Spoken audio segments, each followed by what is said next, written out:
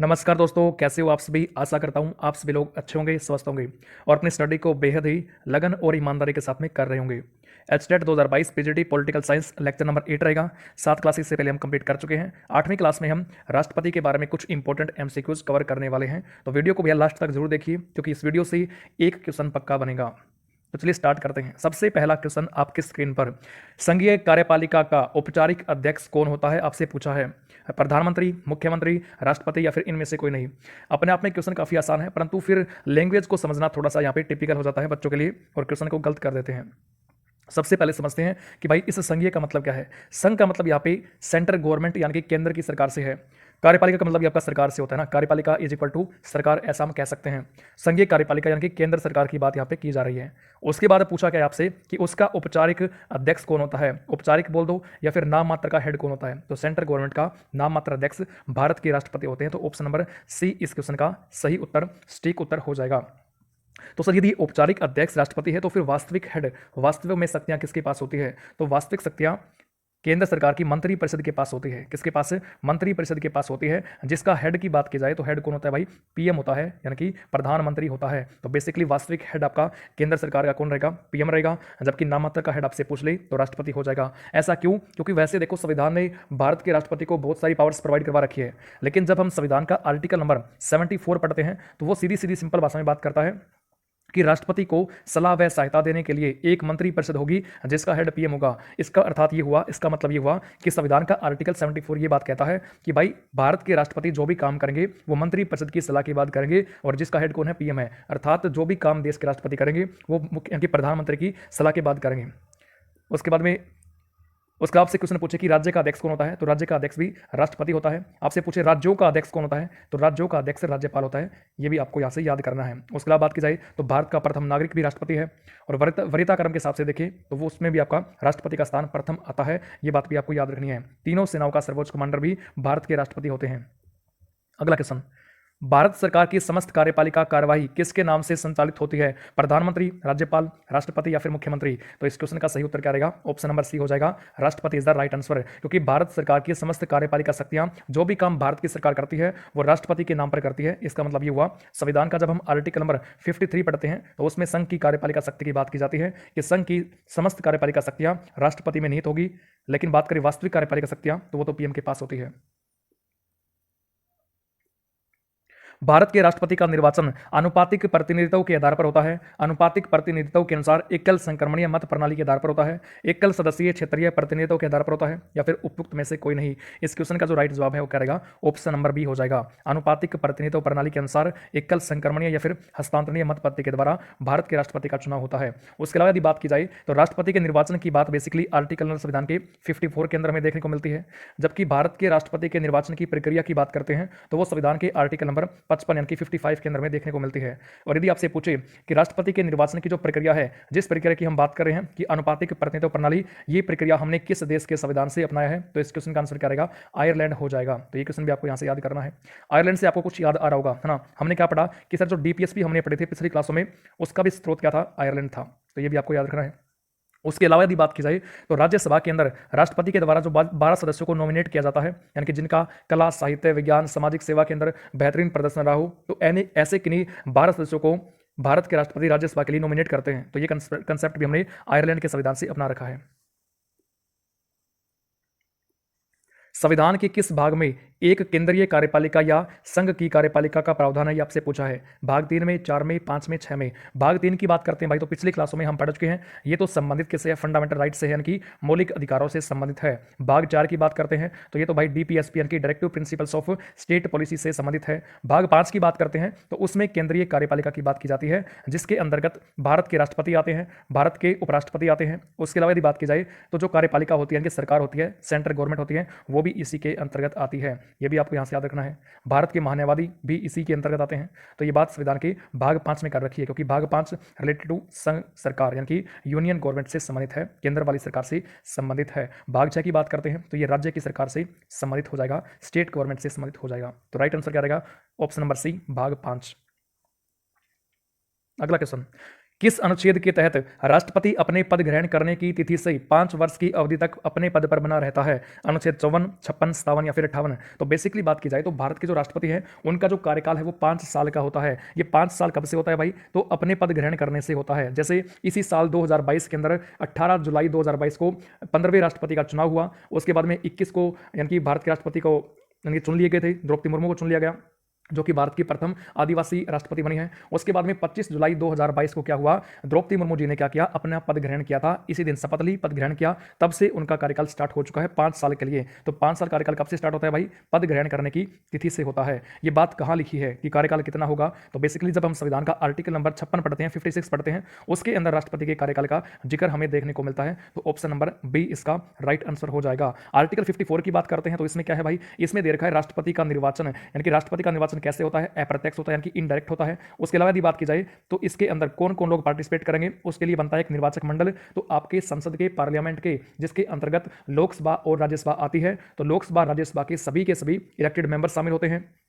उसके अलावा सभी राज्यों की विधानसभाओं के इलेक्टेड एमएलए शामिल होते हैं। और यूटीज 3 ऐसे केंद्र शासित प्रदेश हैं जिनके अंदर विधानसभा है। कौन कौन से? दिल्ली है, पुडुचेरी है। उसके अलावा यदि बात की जाए तो कौन सा रहेगा? जम्मू एंड कश्मीर हो जाएगा। तो उनकी विधानसभाओं के सभी निर्वाचित एमएलए भी राष्ट्रपति के चुनाव के अंदर पार्टिसिपेट करते हैं। अच्छा, कौन नहीं करता है? तो एक तो भैया राज्यसभा के 12 नॉमिनेटेड मेंबर्स पार्टिसिपेट नहीं करेंगे।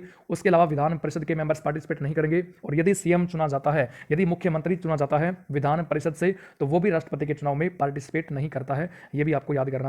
आर्टिकल 57 की बात करते हैं तो इसमें बेसिकली राष्ट्रपति के यानी कि जो योग्यताएं होती है, राष्ट्रपति पद के लिए कौन कौन सी योग्यताएं हैं उसकी बात कर रखी है। जैसे भारत का नागरिक हो, 35 साल की आयु पूरी कर चुका हो, उसके अलावा लोकसभा का सदस्य बनने की योग्यता रखता हो और किसी भी लाभ के पद पर ना हो। ये जितनी बातें मैंने आपको बोल के बताई है, साथ में कॉपी पेन उठा के बैठना, इन सभी बातों को आपको नोट डाउन करना है। ठीक है, एक भी पॉइंट आपको मिस नहीं करना, क्योंकि आपका जो एग्जाम होगा उसके अंदर क्वेश्चन जोड़ तोड़ के 5-6 क्वेश्चन को एक करके पूछा जाएगा। तो एक भी पॉइंट आप मिस नहीं कर सकते हैं। आर्टिकल 58 की बात करते हैं तो इसके अंदर बेसिकली किसकी बात है भाई? इसके अंदर बात कर रखी है कि राष्ट्रपति पद के लिए सेवा शर्तें कौन कौन सी रहेगी, उनकी बात करता है। जैसे राष्ट्रपति बनने के बाद में किसी भी हाउस का मेंबर नहीं रहेगा, है ना। उसके अलावा राष्ट्रपति साहब जो है वो आपके किसी प्रकार का अलग से लाभ के पद धारण न किया हो, तो ऐसी बातें आपकी सेवा शर्तों के अंतर्गत आती है। उसके अलावा बात करें तो राष्ट्रपति को शपथ कौन दिलाता है? राष्ट्रपति को शपथ कौन दिलाएगा? ये काम होता है सीजेआई का। कौन करता है भाई? सीजेआई का होता है। उसके अलावा यदि बात करते हैं तो राष्ट्रपति अपना त्याग पत्र किसको सौंपेंगे? तो ये अपना त्याग पत्र सौंपते हैं भारत के उपराष्ट्रपति को, यानी कि वाइस प्रेसिडेंट को सौंपते हैं। उसके अलावा राष्ट्रपति की सैलरी की बात करते हैं तो 2018 के बाद में इनकी सैलरी है 5 लाख रुपया। कितनी है? 5 लाख रुपया है। ये कहाँ से दी जाती है? ये भारत की संचित निधि से राष्ट्रपति को सैलरी मिलती है। पेंशन की बात करते हैं तो भैया पेंशन सैलरी का आधा होता है, सैलरी का हाफ क्या है? पेंशन होती है। ये भी आपको यहाँ से पढ़ना है। उसके अलावा बात करते हैं तो राष्ट्रपति साहब शपथ लेते हैं, वो किस आर्टिकल के अकॉर्डिंग लेते हैं? आर्टिकल नंबर 60 इस क्वेश्चन का राइट आंसर हो जाएगा। और राष्ट्रपति को हटाने की प्रक्रिया, जिसको हम बोलते हैं महाभियोग की प्रक्रिया, उसका जिक्र संविधान के आर्टिकल नंबर 61 के अंदर कर रखा है। Very very very important article है from your exam point of view. अगला क्वेश्चन देखिए, भारत के राष्ट्रपति से संबंधित निम्नलिखित कथनों में से कौन सा एक सही नहीं है? ये आपसे पूछा है। ये भाई नहीं वाले क्वेश्चन आजकल बहुत बन रहे हैं, इनको आपको ध्यान से पढ़ना है। जैसे वह संसद का एक संगठक भाग है, तो बिल्कुल भाई संसद जब भी हम पढ़ते हैं तो पार्लियामेंट जो है उसको हम सेंटर की विधायिका के नाम से जानते हैं कि पूरे देश के लिए जब भी कानून बनता है तो कौन बनाएगा? संसद बनाएगी। उसके अलावा संविधान के अंदर कुछ भी बदलाव करना है, संशोधन करना है, तो ये पावर भी संसद के पास होती है। संसद के बेसिकली 2 हाउस होते हैं, लोकसभा और राज्यसभा। संसद के 3 अंग होते हैं, लोकसभा, राज्यसभा और राष्ट्रपति। तो ये वाला तो आपका बिल्कुल सही हो जाएगा कि वह संसद का एक संगठक भाग होता है। बिल्कुल सही बात है, क्योंकि संसद के 3 अंगों में से लोकसभा, राज्यसभा और राष्ट्रपति भी शामिल होते हैं। बी देखिए, वह दोनों सदनों की चर्चा में भाग लेता है। ना भाई, ये पावर राष्ट्रपति के पास नहीं होती है, यानी कि भाग नहीं लेते हैं ना। वह दोनों सदनों की जो चर्चाएं चलती है उसमें भाग नहीं लेते हैं, तो ये वाला आपका गलत है। आपसे नहीं पूछा है तो आपका राइट आंसर भी बी हो जाएगा। उसके बाद सी की बात करते हैं, वह प्रत्येक वर्ष दोनों सदनों की संयुक्त बैठक को संबोधित करता है। तो प्रत्येक वर्ष जब भी आपका नया वर्ष शुरू होता है उसके अंदर जो पहला अधिवेशन होगा, जो पहला सत्र आता है संसद के दोनों सदनों का, तो उस टाइम पे क्या होता है? बेसिकली दोनों के दोनों सत्र इकट्ठे बैठते हैं और उनको संबोधन कौन करता है? राष्ट्रपति करते हैं, क्योंकि ये पावर राष्ट्रपति को आर्टिकल नंबर 87 देता है, जिसमें बोला गया है कि राष्ट्रपति का विशेष अभिभाषण, और विशेष अभिभाषण कितनी बार करता है? 2 बार करता है। कब कब होता है 2 बार? एक तो भैया प्रत्येक वर्ष जब भी पार्लियामेंट के दोनों हाउस का सत्र स्टार्ट होता है, जिसको हम बोलते हैं समर सेशन या फिर बजट सेशन, तो उसकी प्रथम बैठक को, और उसके अलावा जब भी नई सरकार बनती है 5 साल के बाद में, जब भी चुनाव होते हैं लोकसभा के, उसके बाद में नई सरकार बनती है, तो उस नई सरकार की जो पहली बैठक होती है उस टाइम भी राष्ट्रपति क्या करते हैं? विशेष अभिभाषण करते हैं। तो ये भी सही है।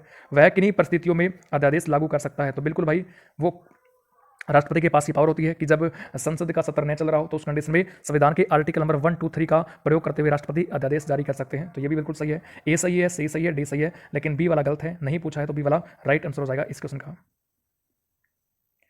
राष्ट्रपति द्वारा जारी किया गया अध्यादेश संसद द्वारा कितने समय में अनुमोदित हो जाना चाहिए, ये आपसे पूछा है। तो अध्यादेश की बात तो हमने थोड़ी देर पहले की, इसका जिक्र संविधान के आर्टिकल नंबर 1, 2, 3 के अंदर है कि राष्ट्रपति आर्टिकल 123 का प्रयोग करते हुए अध्यादेश जारी कर सकते हैं। कब जारी करेंगे? जब संसद का सत्र नहीं चल रहा हो, क्योंकि हम जानते हैं आर्टिकल नंबर 85 के अकॉर्डिंग जो सेशन चलते हैं वो बेसिकली भारत में तो 3 टाइप के सेशन होते हैं। कौन कौन से? सबसे पहले गर्मियां स्टार्ट होती है तो समर सेशन आता है जिसको हम बजट सेशन के नाम से जानते हैं। उसके बाद में कुछ गैप आएगा, फिर जब आपका चौमासा आएगा तो उस टाइम पे मानसून सेशन आएगा, उसके बाद फिर कुछ गैप आएगा और ठंड के टाइम पे विंटर सेशन आता है। तो इन 2 सेशनों के बीच में आपका गैप होता है, यानी कि इस टाइम पे संसद के अंदर कोई कार्रवाई नहीं चलती है। संसद के अंदर ना लोकसभा में ना राज्यसभा में कोई भी मेंबर नहीं बैठता है। तो जो गैप होता है वो मैक्सिमम 6 महीने का हो सकता है। तो इसलिए आपका जब छुट्टी पे हो, जब गैप चल रहा हो 6 महीने वाला, उस टाइम पे कोई बिल पास करना है तो उस बिल को लेके आता है कौन? राष्ट्रपति अध्यादेश के माध्यम से लेके आते हैं।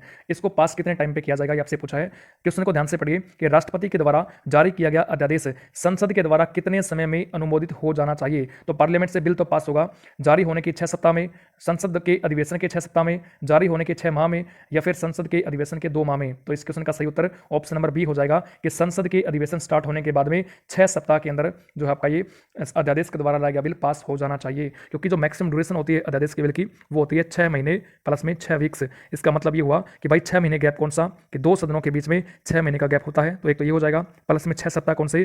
कि 6 महीने के बाद में तो सेशन जो है वो आपका स्टार्ट होगा ही होगा, और सेशन के स्टार्ट होने के बाद में 6 सप्ताह का टाइम मिलता है किसको? पार्लियामेंट को मिलता है। तो ये भी आपको यहां से याद करना है, ठीक है। Very very very important question है। उसके बाद देखिए, भारत का राष्ट्रपति अपनी निषेधाधिकार शक्ति यानी कि वीटो का प्रयोग कर सकता है। किस कंडीशन में करेगा? संसद के दोनों सदन द्वारा पारित किए गए समस्त विधेयक के लिए, केवल संविधान संशोधन विधेयक के लिए, केवल धन विधेयक के लिए, या फिर केवल साधारण विधेयक के लिए। तो बेसिकली निषेधाधिकार शक्ति वीटो की बात करते हैं तो जब संविधान का आर्टिकल नंबर 111 पढ़ते हैं, इसके अंदर बेसिकली बात क्या की जाती है कि विधेयकों पर अनुमति एसेंस ऑन बिल कौन करता है? राष्ट्रपति करता है। सेंटर की बात करें ना तो राष्ट्रपति विधेयकों पर अनुमति देता है संविधान के आर्टिकल नंबर 111 के अकॉर्डिंग। क्योंकि हमने क्या पढ़ा कि सर जो सेंटर में कानून बनते हैं वो पार्लियामेंट बनाती है, और पार्लियामेंट बनाती है मतलब कि लोकसभा से बिल पास होता है, फिर राज्यसभा से बिल पास होता है, उसके बाद में बिल जाता है राष्ट्रपति के पास में साइन होने के लिए। तो यहाँ से पास हुआ, लोकसभा से, राज्यसभा से पास हुआ, जब राष्ट्रपति के पास में साइन के लिए जाएगा तो राष्ट्रपति के पास में पावर होती है संविधान के आर्टिकल 111 के अकॉर्डिंग वीटो शक्तियाँ होती है। तो निषेधाधिकार वीटो शक्ति है वो आपकी एक टाइप की अंत्यांतिक वीटो शक्ति होती है, जिसके अंतर्गत जब बिल राष्ट्रपति के पास गया तो उस बिल को पास करने से मना कर सकते हैं राष्ट्रपति। किस कंडीशन में? केवल साधारण विधेयक के लिए कर सकते हैं। तो डी इसका राइट आंसर हो जाएगा। अगर बिल आपका कैसा बिल है? साधारण बिल है, तो ऐसी कंडीशन में निषेधाधिकार शक्ति का प्रयोग करते हैं भारत के राष्ट्रपति। राष्ट्रपति राष्ट्रीय संकट की घोषणा केवल बाह्य आक्रमण के समय कर सकता है, केवल सशस्त्र विद्रोह के समय कर सकता है, ए और बी दोनों, या फिर उपरोक्त में से कोई नहीं। तो इस क्वेश्चन का right answer option number C हो जाएगा, ए और बी दोनों। क्योंकि राष्ट्रीय आपातकाल की बात करते हैं संविधान के आर्टिकल नंबर 352 में है, और राष्ट्रीय आपातकाल देश या फिर किसी देश के एक भाग में लग सकता है। और इसका जो बेस लगने का आधार क्या है? वो 3 आधार है। कौन कौन से? एक आधार युद्ध रहेगा, एक बाह्य आक्रमण रहेगा, एक सशस्त्र विद्रोह रहेगा। तो इन 3 बेसिस के आधार पर, इन 3 आधारों पर क्या रहेगा? भारत के राष्ट्रपति राष्ट्रीय आपातकाल की घोषणा कर सकते हैं। तो आपके दोनों सही हो जाएंगे, ए और बी दोनों। अगला क्वेश्चन देखिए, निम्न में से कौन सी शक्ति भारत के राष्ट्रपति को प्राप्त नहीं है? लोकसभा सदस्यों की नियुक्ति और उनकी पदच्युति करना। तो बेसिकली बात की जाए तो ऑप्शन नंबर ए ही आपका सही उत्तर हो जाएगा। क्योंकि लोकसभा सदस्यों को क्या होता है भैया? निर्वाचन होता है ना, निर्वाचन होता है प्रत्येक 5 साल के बाद में। जब लोकसभा भंग हो जाती है उसके बाद में नए सिरे से क्या होता है? चुनाव होता है लोकसभा के सदस्यों का।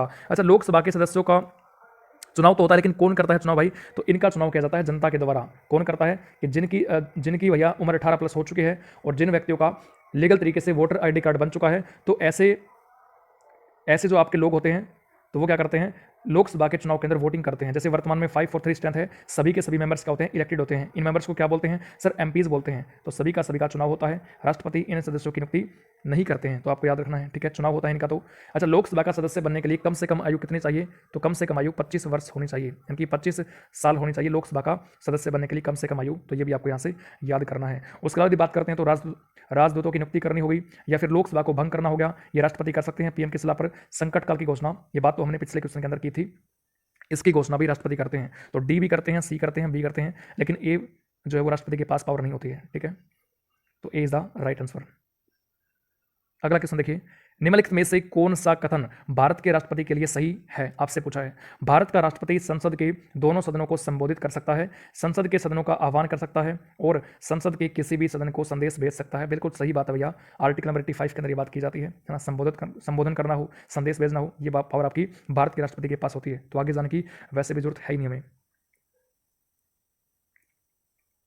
किन किन परिस्थितियों में राष्ट्रपति संसद का संयुक्त अधिवेशन आहूत कर सकता है, ये आपसे पूछा है। एक सदन द्वारा पारित विधेयक को दूसरे सदन के द्वारा रद्द करना, एक सदन द्वारा विधेयक में पारित संशोधन दूसरे सदन द्वारा स्वीकार न किया जाना, एक सदन द्वारा विधेयक की प्राप्ति के 6 माह तक कोई कार्रवाई न करना, या फिर डी उपरोक्त सभी। इस क्वेश्चन का उत्तर हो जाएगा डी उपरोक्त सभी हो जाएगा, क्योंकि संयुक्त अधिवेशन की बात की जा रही है। तो ये जो पावर है, ये जो बात है संयुक्त अधिवेशन की, ये संविधान के आर्टिकल नंबर 108 के अंदर पढ़ते हैं। अच्छा, संयुक्त अधिवेशन का कंसेप्ट हमने कहां से लिया, तो इस क्वेश्चन का आंसर क्या रहेगा, ऑस्ट्रेलिया से ले रखा है। उसके अलावा संयुक्त अधिवेशन कौन बुलाता है, तो भारत के राष्ट्रपति बुलाते हैं संयुक्त अधिवेशन। उसके अलावा यदि बात करते हैं तो भारत के राष्ट्रपति किन मामलों में बुलाएंगे, कि भाई जब दोनों हाउसेस के बीच में गतिरोध उत्पन्न हो जाए। दोनों हाउस कौन कौन से, सर एक लोकसभा है, एक राज्यसभा है। यदि कोई भी बिल पास करना है तो बिल को पास लोकसभा भी करती है, राज्यसभा भी करती है, परंतु किसी भी बात को लेकर इन दोनों सदनों के बीच में विवाद उत्पन्न हो जाए तो उस कंडीशन में भारत के राष्ट्रपति संयुक्त अधिवेशन बुलाते हैं, यानी कि इन दोनों हाउसेस को इकट्ठा बिठा लेते हैं। ठीक है, कैसे बिल में भाई, तो एक यदि बिल आपका साधारण बिल है, साधारण विधेयक है ऐसी कंडीशन में, और यदि बिल आपका कौन सा रहेगा, वित्त विधेयक है, तो इन मामलों में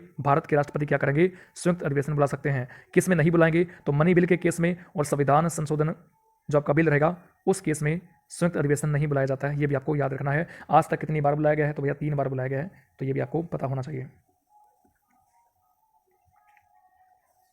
राष्ट्रपति की निर्वाचन प्रक्रिया को संविधान में संशोधन द्वारा बदला जा सकता है, परंतु इस प्रकार का संशोधन क्या रहेगा, तो राष्ट्रपति के निर्वाचन की प्रक्रिया की बात की जा रही है, जो कौन सी होती है, अनुपातिक प्रतिनिधित्व प्रणाली के अनुसार एकल संक्रमणीय मत पत्ती के द्वारा गुप्त मतदान होगा, यह प्रक्रिया है। इसकी बात संविधान के आर्टिकल नंबर 55 के अंदर है, और यह प्रक्रिया हमने कहां से अपना रखी है, आयरलैंड से हमने अपना रखी है। तो 3-4 बातें तो हम वैसे ही जानते हैं, पहले से जानते हैं, क्योंकि भैया पढ़ चुके हैं। यदि इस प्रक्रिया के अंदर चेंज करना है, बदलाव करना है, तो बदलाव करने के लिए क्या रहेगा, ऑप्शन नंबर डी की तरफ हमें जाना पड़ेगा कि लोकसभा तथा राज्यसभा के 2/3 बहुमत यानी कि विशेष बहुमत के द्वारा तथा उसका आधे से अधिक राज्यों की विधानसभाओं द्वारा अनुमोदन आवश्यक होता है। तो ऐसे भैया चेंज करना पड़ेगा कि आधे से अधिक विधानसभाएं, जैसे बात करते हैं कि 28 राज्यों में विधानसभा है, 3 केंद्र शासित प्रदेशों में विधानसभा है, तो आधे से अधिक विधानसभाओं के समर्थन के बाद लोकसभा राज्यसभा यदि बिल को विशेष बहुमत के द्वारा पास करेगी, अर्थात 2/3 बहुमत से पास करेगी, देन जाके क्या होगा कि राष्ट्रपति की निर्वाचन प्रक्रिया में बदलाव किया जा सकता है, अन्यथा नहीं किया जाएगा।